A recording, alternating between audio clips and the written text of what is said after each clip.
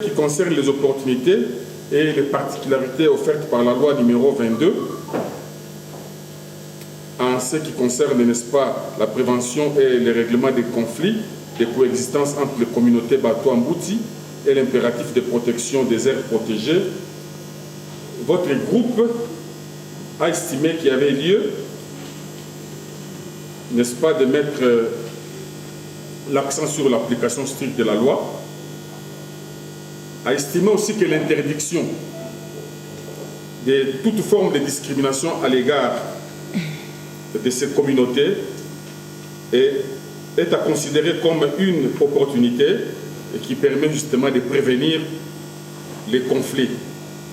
Votre groupe a estimé aussi que le fait qu'on ait pensé à la commission d'office d'un conseil à charge des ressortissants de cette communauté lorsqu'ils sont en contact avec la justice, et c'est un mécanisme aussi qui pourra, n'est-ce pas, aider à la promotion de leurs droits. Le premier président de la Cour militaire du Sud Kivu s'engage à veiller pour que les droits des peuples autochtones pygmées soient respectés selon la nouvelle loi relative à la protection de ces derniers. C'était au cours d'un atelier d'échange organisé par l'organisation Réseau Congolais des Forestiers, RSF, ce vendredi 3 mars 2023, entre les acteurs intervenants du secteur de la justice sur les droits de peuples autochtones pygmées. Selon les organisateurs de cette activité, l'objectif était d'échanger sur les connaissances et expériences des acteurs du système judiciaire concernant les dispositions pertinentes relatives aux mécanismes de protection efficaces et afférentes à la défense et à la promotion des droits des communautés autochtones. Il a aussi été question de faire un aperçu sur la situation des communautés autochtones Batois et Bambouti riveraines du PNKB. Le coordonnateur des RSF, Amani Elikia, se réjouit des échanges avec les acteurs du domaine de la justice. Pour lui, la population doit comprendre que les peuples autochtones pygmées ont aussi des droits qui doivent être respectés. Sur la loi qui est sortie dernièrement, la loi sur la protection des droits des peuples autochtones, mais aussi il y a eu des ajustements liés aux recommandations après les travaux en Carrefour qui peuvent permettre aux magistrats qui étaient ici présents de savoir prendre des décisions sur un dossier des peuples autochtones, parce qu'ils doivent d'abord les comprendre, ils doivent tenir compte de leur spécificité, parce qu'on a dit que c'est un peuple particulier. Alors c'est ce qu'ils ont compris et finalement on espère que le jugement ne sera plus unique, un jugement unique, mais maintenant ils vont juger les peuples autochtones avec beaucoup d'objectivité en se référant aux recommandations ici des travaux de Carrefour et aussi à la loi qui est en vigueur maintenant.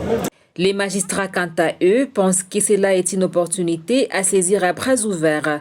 Ils s'engagent à traiter avec délicatesse les dossiers des peuples autochtones en veillant sur le respect strict de la nouvelle loi sur la protection des peuples autochtones. Stigmatisés, ils doivent se familiariser des palais de justice et se sentir chez eux. Et la loi leur accorde beaucoup de faveurs, telles que la priorité en matière de recrutement à des postes.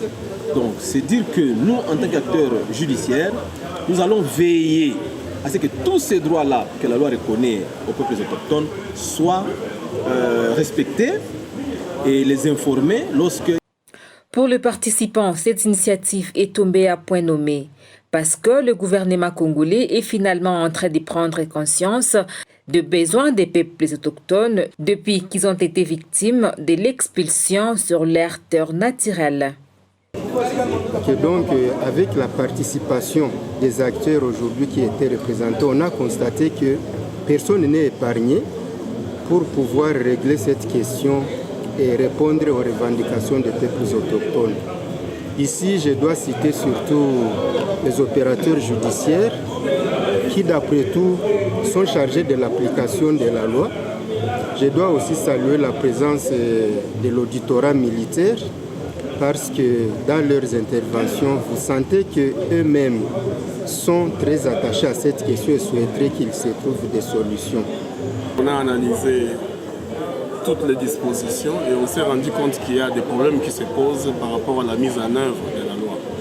Alors pour que cette loi-là soit mise en œuvre, il y a des recommandations qui sont formulées par les participants, notamment on a demandé à l'État de revenir sur les situations antérieures, c'est-à-dire lorsque on a expulsé certains peuples autochtones, on n'a pas respecté la procédure de l'indemnisation, on n'a pas réparé tous les préjudices que cette expulsion a occasionné et on a recommandé à l'État de revenir sur cet aspect-là. Cette activité a connu la participation de magistrats civils et militaires, avocats, chercheurs d'université, des organisations de la société civile, défenseurs des droits des peuples autochtones et de juristes. Et s'est tenu à l'hôtel Rivière-Ruzizi avec l'appui financier de Forest People's Programme.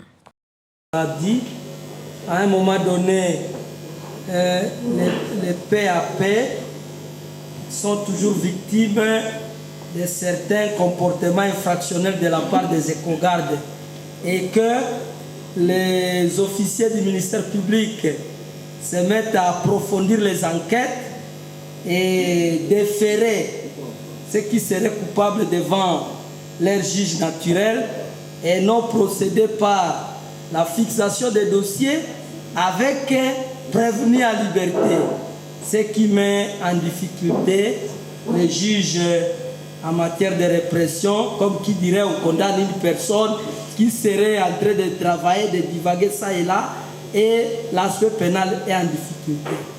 Aussi pour la société civile, il se pose le problème de nos lois qui sont dans la langue française, que la société civile nous aide à vulgariser la loi, notamment la loi spéciale portant protection des droits des peuples autochtones et aussi la traduction dans la langue locale.